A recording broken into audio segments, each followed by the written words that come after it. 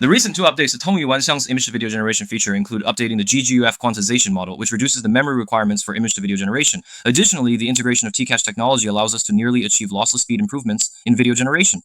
Let's take a look at the workflow directly. It's a modified version of the official ComfyUI native image-to-video workflow. I'm still using RunningHub to generate this. You can see it made Kratos perform a chopping motion. Navigate to RunningHub's CN to run ComfyUI workflows online without using local computing power.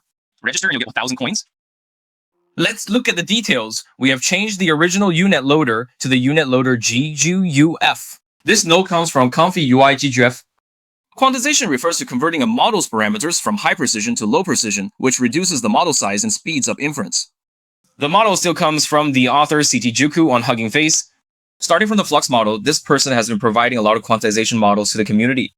For example, our commonly used Q4KS can retain keyweight information through algorithms, effectively controlling performance degradation within an acceptable range across most tasks. If you're running it locally, download the model and place it in the UNet folder inside the model's directory. Similarly, I will package both the Q4KS at 480p and the Q4KS at 720p. In terms of this result, compared to my first time interacting with the 480p 14B model, I didn't feel any decline in quality. The results from these several attempts were all very good. For example, this woman's recent self-portrait, this character's walking, Vito swinging an axe, and the knight riding, there wasn't a noticeable difference. If we use a Q8 model here, theoretically it would perform better than an FP8 precision model, which is the essence of the GGUF model. Another node is called TeaCache, which comes from KJ, our KJ node. We can see this is an update from yesterday. This node is suitable for the native process of the all-scene video, therefore we can directly connect it between models. Adjusting these values in the middle almost doesn't need any changes. We see the first value here. The larger this value is, the better. The faster we generate, the more quality loss occurs. Usually it's around 0.03 or 0.04. I tried 0.04 and there was still some loss, so we can just keep the default value of 0.03. This is a fine-tuned Clipper text encoder, so we can even input in both Chinese and English while still using the official VAE and Clipper Vision. After entering, set the width, height, and video duration. Here I set it to 65 with a frame rate of 16 per second, so this will generate approximately a 4-second video. After the K-sampler comes out, it automatically goes through model upscaling and a frame interpolation with GMM.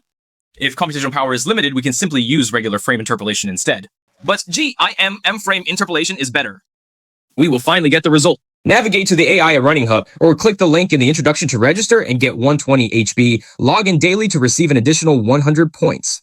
The corresponding AI workflow and one-click start AI applications have been deployed online and can now be run and tested online. Using the 720p quantization model might help us achieve better results.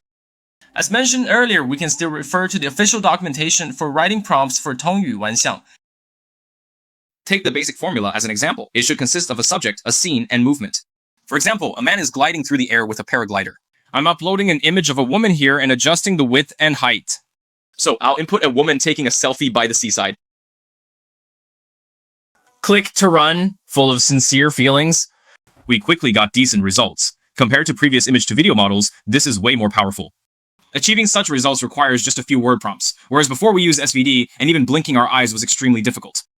In most cases, simple descriptions can lead to excellent results. To achieve better results, you can't rely solely on such simple descriptions. You need to add more specific instructions, which can be handled by large language models.